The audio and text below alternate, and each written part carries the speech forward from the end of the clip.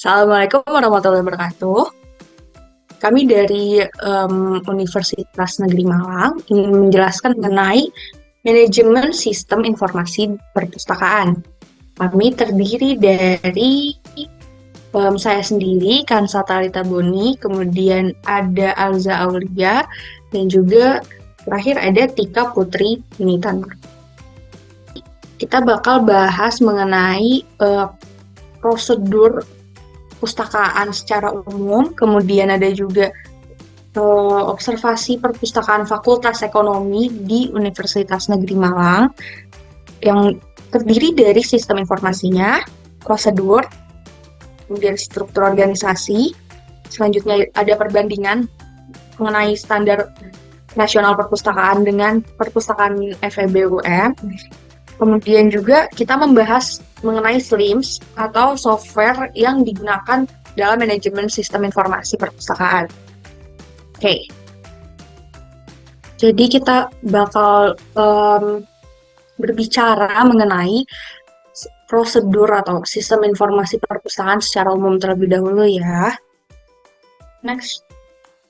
Jadi apa aja sih layanan di perpustakaan perguruan tinggi itu? Jadi layanan perpustakaan sebelumnya itu adalah penyediaan sumber informasi secara tepat dan menyediakan layanan serta bantuan untuk memenuhi kebutuhan informasi pengguna.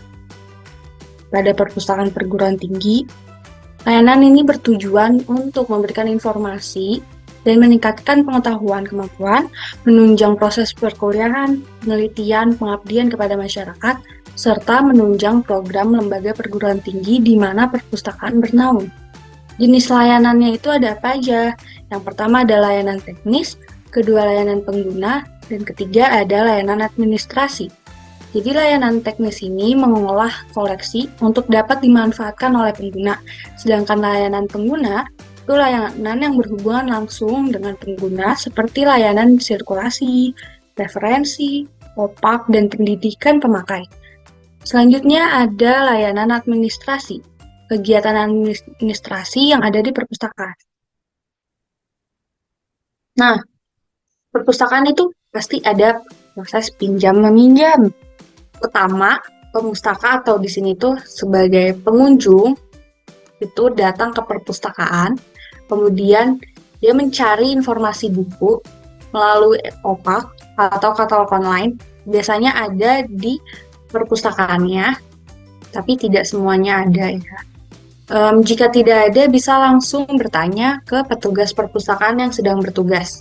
Setelah pemustaka mengetahui informasi bukunya, pemustaka dapat melakukan pencarian buku di rak perpustakaan. Selanjutnya itu, setelah mengetahui buku apa, pemustaka bawa buku tersebut ke meja sirkulasi yang nantinya petugas akan memberikan stempel pada buku dan memberikan informasi mengenai tanggal pengembalian. Tanggal yang harus dikembalikan oleh pemustaka. Baru deh buku dapat dibawa pulang oleh pemustaka. Oke. Nah, untuk proses pengembaliannya itu pemustaka harus datang sesuai dengan tanggal yang telah diinformasikan ke perpustakaan. Jadi pemustaka itu menyerahkan bukunya, kemudian pustakawan memeriksa data transaksi peminjaman. Jika pemustaka memperpanjang masa peminjaman, tugas itu biasanya mencatat prosedur peminjamannya. Jika peminjaman buku tidak diperpanjang, pustakawan akan menyimpan kembali buku ke rak. Nah, tapi kalau misalnya gimana batasnya itu udah lewat gimana sih? Jadi biasanya pemustakanya itu bakal dikenakan denda. Nah, untuk dendanya ini, pemustaka harus mengembalikan buku dulu gitu. Kemudian nanti petugasnya itu meregistrasi pengembalian bukunya. jika terlambat mengembalikan buku, maka akan dikenakan sanksi tentu saja.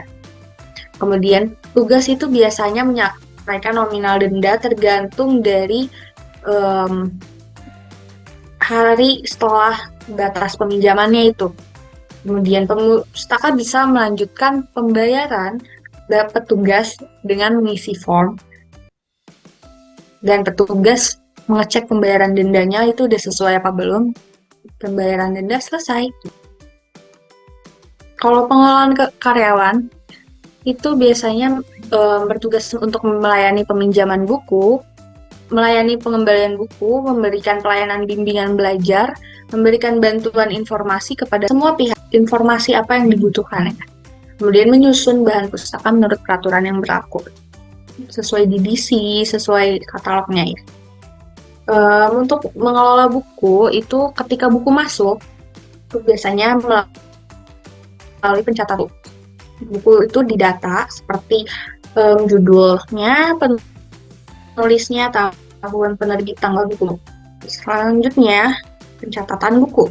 Di situ bakal ada nama peminjam, data buku, yang seperti tadi disebutkan, dan juga tanggal buku pinjam.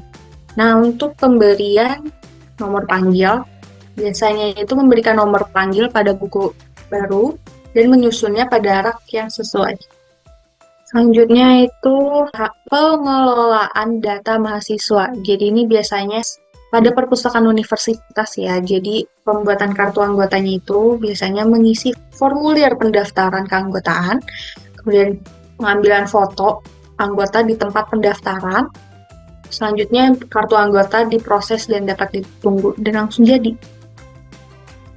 Pengelolaan buku. Jadi menentukan nama atau rak, misalnya dalam perpustakaan ada 5 rak, maka harus membuat nama atau rak sebanyak 5 buah.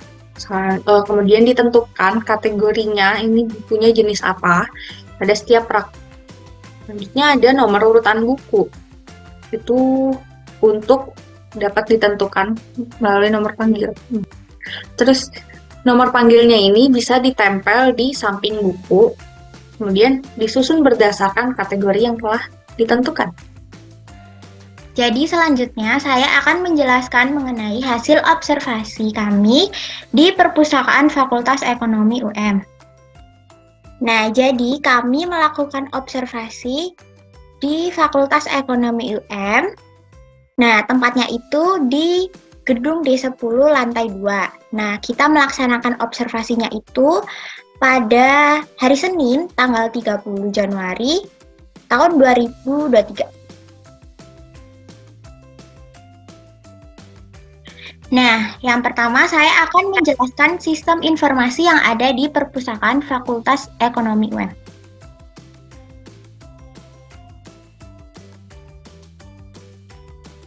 Nah, yang pertama itu mengenai transaksi peminjaman.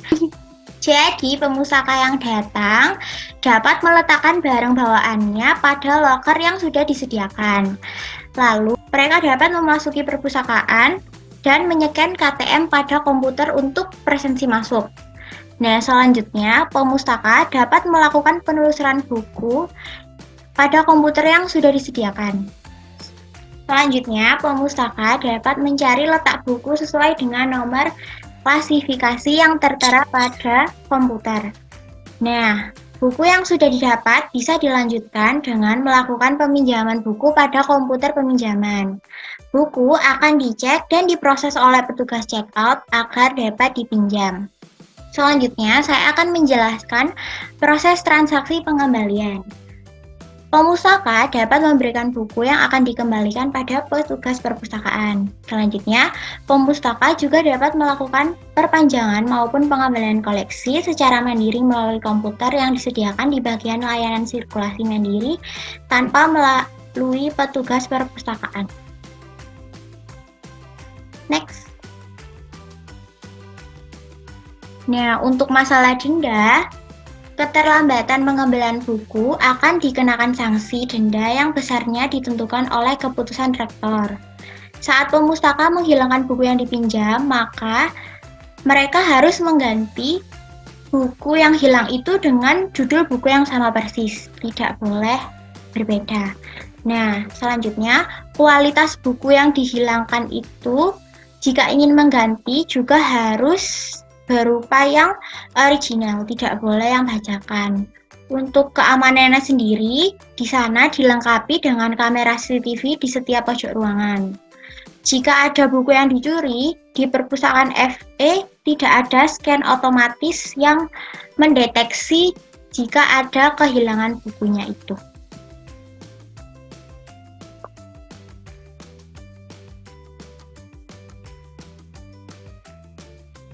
Nah, untuk proses pendataan sendiri, buku masuk akan diolah terlebih dahulu menggunakan sistem informasi Perpusnas. Lalu petugas perpustakaan akan mencari nomor klasifikasi buku secara manual, namun jika buku tersebut tidak memiliki nomor edisi. Bila petugas perpustakaan gagal dalam mengolah buku, maka mereka akan menyerahkannya pada perpustakaan pusat UM. Untuk masalah pelabelan, mereka akan mencetak melalui sistem informasi perpustakaan FEB, lalu ditempel di punggung-punggung buku. Selanjutnya, saya akan menjelaskan mengenai prosedur yang ada di perpustakaan FEB UM. Untuk yang pertama, pustakawan di perpustakaan Fakultas Ekonomi selalu ada setiap hari kerja, yaitu dari hari Senin sampai Jumat, mulai jam 7 hingga pukul 4. Nah, untuk pengunjung sendiri, pengunjung di perpustakaan Fakultas Ekonomi terbuka untuk umum, sehingga mahasiswa dari fakultas lain juga dapat mengunjungi, bahkan dapat meminjam koleksi. Untuk rata-rata jumlah pengunjung perharinya itu bisa mencapai antara 400 hingga 500 orang. Untuk struktur organisasinya sendiri yaitu, untuk struktur organisasinya itu petugas perpustakaan berada di bawah naungan Subak Akademik dan Kemahasiswaan. Nah, perpustakaan FEB UM ini tidak memiliki kepala perpustakaan. Petugas perpustakaannya pun hanya 3 orang dan tidak ada yang memiliki latar belakang ilmu perpustakaan. Tugasnya itu dilakukan secara bersama-sama, tidak ada pembagian tugas yang spesifik bagi tiap orang.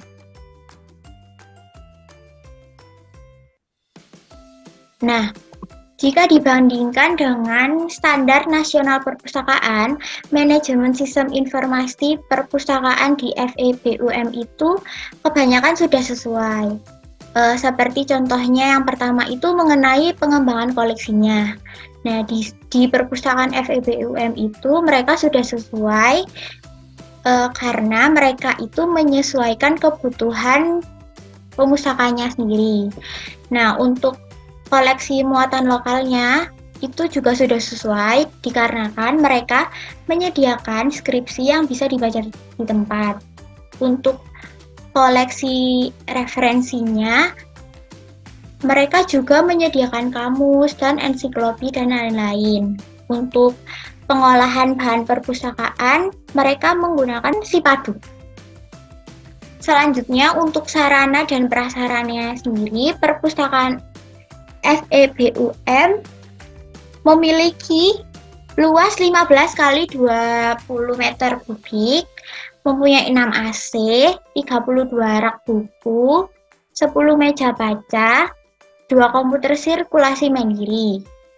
Untuk pelayanan perpustakaannya sendiri juga sudah sesuai karena mencakup layanan sirkulasi dan layanan referensi. Untuk laporan kinerjanya, mereka menyediakan laporan statistik pengunjung dan statistik kegiatan sirkulasi yang dapat dilihat pada komputer pengelola. Untuk kerjasama perpustakaannya, mereka bekerjasama dengan perpustakaan pusat, yang otomatis sudah sesuai dengan standar nasional perpustakaan. Nah, selanjutnya, untuk tenaga perpustakaannya itu, mereka mempunyai 2 petugas di meja sirkulasi dan 1 petugas di gudang. Untuk penyiangannya itu dilakukan pada koleksi muatan lokalnya. Nah, untuk standar nasional yang tidak sesuai itu seperti promosi perpustakaannya, dikarenakan mereka tidak melakukan promosi apapun. Selanjutnya, struktur organisasinya itu mereka juga tidak memilikinya. Sedangkan untuk pelestarian koleksinya juga tidak tersedia alat yang memadai. Selanjutnya akan dijelaskan oleh teman saya, Tika. Baik, di sini saya akan melanjutkan untuk memberikan penjelasan tentang simulasi SLIM yang dapat dilakukan pada Perpustakaan Fakultas Ekonomi UM. Jadi di sini kami menggunakan OPAK sebagai manajemen sistem informasinya. Di sini ada tampilan awal dari OPAK-nya, lalu di sini ada halaman admin untuk manajemen sistemnya. Di sini saya akan menjelaskan beberapa hal. Yang pertama tentang pengolahan bibliografi, lalu juga ada pencetakan label, pencetakan katalog, lalu ada pada bagian sirkulasi seperti peminjaman dan pengembalian buku, lalu juga ada saran yang dapat dilakukan pada Perpustakaan Fakultas Ekonomi UM. Jadi yang pertama saya akan menjelaskan tentang bagian bibliografi. Jadi menu bibliografi ini digunakan untuk menambah buku baru. Langkah yang pertama dilakukan adalah tambah bibliografi baru. Lalu di sini dimasukkan judul buku, lalu ada data pengarang. Data pengarang di sini tidak hanya berperan sebagai pengarang utama, tapi juga seperti pengarang tambahan, penyunting, penerjemah, produser, pengubah, ilustrator, pencipta, dan kontributor. Jadi tidak hanya pengarang utama yang dapat ditambahkan. Lalu juga ada bagian edisi, lalu juga ada di sini tipenya, tipe media, lalu ada ISBN, di sini ada kala terbit di atasnya. Di sini untuk terbitan berkala seperti majalah, itu. Lalu juga ada penerbit, ada tahun terbit, tempat terbit, deskripsi fisik biasanya berisi ukuran buku dan jumlah halaman. Ada judul seri ini biasanya dilakukan diisi pada koleksi berupa terbitan berkala. Lalu ada klasifikasi buku, di sini klasifikasi dapat ditulis nomor panggil, seperti nomor panggil, nanti bagian nomor panggil juga akan langsung terisi otomatis. Lalu subjeknya, misalnya subjeknya tentang pendidikan ekonomi, lalu juga bahasanya di sini juga bisa ditambahkan tidak hanya bahasa Indonesia dan Inggris. Lalu di sini ada label seperti itu. Misalnya di sini dicentang new title, jadi nanti akan muncul di OPAK bahwa buku yang dimasukkan ini adalah buku baru seperti itu. Lalu kalau sudah diklik simpan, nanti akan tersimpan.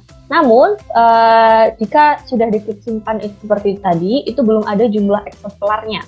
Nah, untuk menambahkan jumlah eksemplar itu perlu diklik sunting dulu di bagian di sini pembuatan nomor eksemplar dan juga data koleksi. Misalnya di sini jumlah eksemplarnya hanya 2 atau 3 yang bisa ditambahkan secara manual. Di sini langsung diklik saja tambah eksemplar baru. Nah, di sini ada nama judulnya, terus juga ada kode eksemplar yang harus diisi, lalu juga lokasi, terus juga lokasi raknya itu ada di mana. Misalnya lokasi raknya ada di rak ke-20-an, ada di rak 20 baris 3 seperti itu misalnya. Lalu di sini ada tipe koleksi, misalnya reference, textbook atau fiksi. Lalu juga ada di sini sumber perolehan, misalnya beli itu diklik beli, misalnya hadiah juga diklik hadiah atau hibah. Lalu jika sudah diklik simpan, dan itu bisa diulangi langkahnya sebanyak 3 kali seperti itu. Namun misalnya jika bukunya itu terlalu banyak, seperti jumlahnya eksemplarnya lebih dari 100 atau 50 lebih, itu kan juga sudah cukup banyak, maka perlu menambahkan pola baru dulu. Caranya jadi buat pola baru, misalnya di sini prefixnya itu bisa menggunakan huruf kapital dari buku, jadi huruf awal dari judul bukunya, misalnya tadi Pride and Prejudice, jadi prefixnya PP, lalu sufiksnya ini dibuat kosong saja, lalu panjang nomor seri ini boleh 3 atau 2, jadi nolnya ada 3, boleh. Terus diklik simpan. Oke, lalu pilih polanya dulu. Di sini misalnya pola yang baru dimasukkan ini tadi. Lalu masukkan total itemnya, misalnya ada misalnya total item dari seluruh eksemplar itu ada 120. Di sini yang dimasukkan adalah 100 dulu, tidak bisa langsung 120. Jadi harus gantian, misalnya lokasi raknya rak 1 baris 3.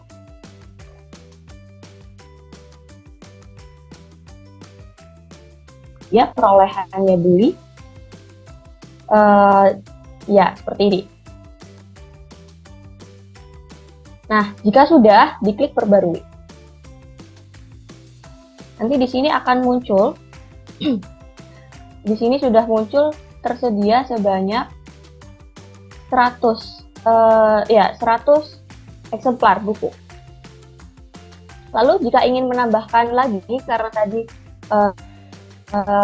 jumlahnya itu adalah 120, lalu diklik sunting lagi untuk menambahkan 20 eksemplar.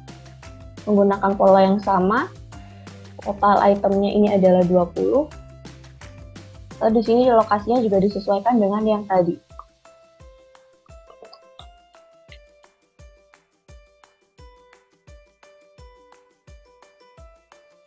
Jika sudah, diklik perbarui. Nah, di sini sudah muncul judul Pride and Prejudice memiliki eksemplar sebanyak 121 buku, seperti itu. Lalu di sini saya akan menjelaskan tentang cara mencetak label. Mencetak label di sini dilakukan per eksemplar. Jadi pertama itu dicentang dulu buku mana saja yang ingin dicetak labelnya. Lalu diklik yang ini, tambahkan dalam antrian. Oke, jika sudah, di sini dipilih yang cetak label dari data terpilih. Nah, ini adalah tampilan dari label yang ada di opak. Seperti itu. Di sini ada nama perpustakaannya, lalu ada nama pengarang, ada nomor panggil, ini nomor klasifikasi menurut DDC, dan juga di sini ada judul buku.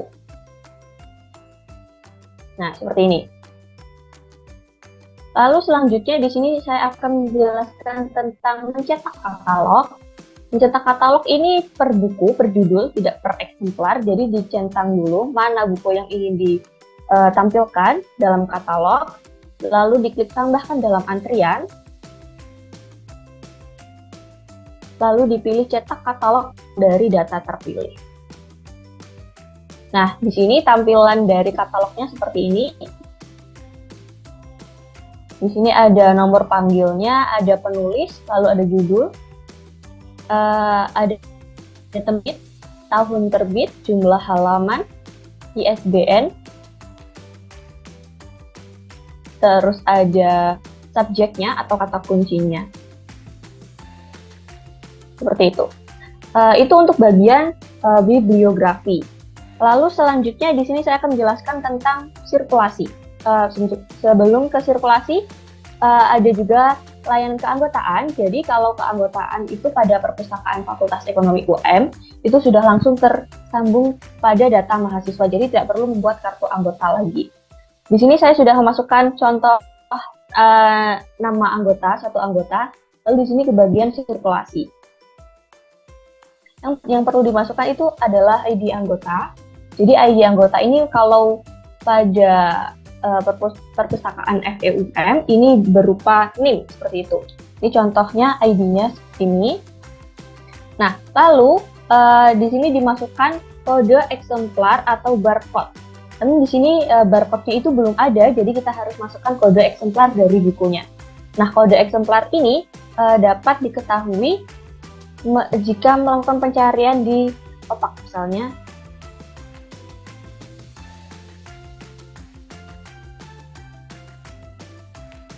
Nah, ini judul yang ini. Nah, kode eksemplar yang digunakan itu yang di sebelah sini, WP01, WP0001. Nah, ini adalah kode eksemplar yang digunakan untuk memasukkan peminjaman buku. Ini contohnya PP01, lalu diklik pinjam. Nah, nanti di sini akan ada keterangan bahwa ini akan dipinjam oleh nama ini, seperti itu. Jika masih ada buku yang ingin dipinjam lagi, itu dimasukkan lagi kode eksemplarnya. Namun jika sudah selesai, diklik yang ini, transaksi selesai, atau cukup ditekan tombol ESC. Nah, sekarang jika jika akun anggota login, maka akan ada keterangan bahwa buku ini sedang dipinjam. Ini adalah buku yang barusan kita masukkan tadi. Selanjutnya, untuk bagian pengembalian langsung saja dimasukkan ID eksemplarnya, yaitu tadi ini PP01.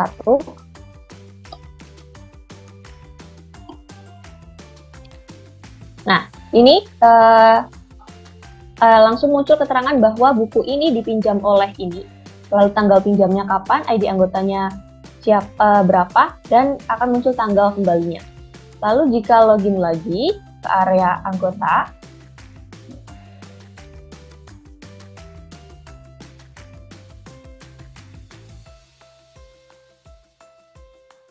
di sini sudah tidak ada buku yang dipinjam, namun pada sejarah peminjaman, nah ini adalah yang kita lakukan hari ini, yaitu pertama meminjam buku, ini sudah muncul, lalu ini mengembalikan, seperti itu. Nah, lalu di sini saya akan memberikan saran yang dapat digunakan pada perpustakaan Fakultas Ekonomi UM, dan di sini sarannya adalah cetak barcode eksemplar. Jadi, mengapa kami menyarankan untuk menggunakan cetak barcode eksemplar? Karena di sini itu akan memudahkan proses peminjaman. Jadi tidak perlu mengetik ID eksemplar manual.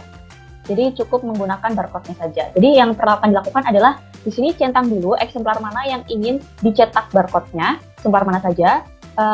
Lalu jika sudah, tambahkan dalam antrian, klik OK. Nah, jika sudah, diklik cetak barcode untuk data terpilih. Nah, ini adalah barcode yang dapat dicetak, dan ini nantinya akan memudahkan proses peminjaman karena nanti cukup di-scan saja untuk memasukkan kode eksemplarnya. Seperti itu. Baik. Sekian penjelasan mengenai sistem informasi pada perpustakaan dan hasil observasi di perpustakaan Fakultas Ekonomi Universitas Negeri Malang. Kurang lebihnya mohon maaf. Wassalamualaikum warahmatullahi wabarakatuh.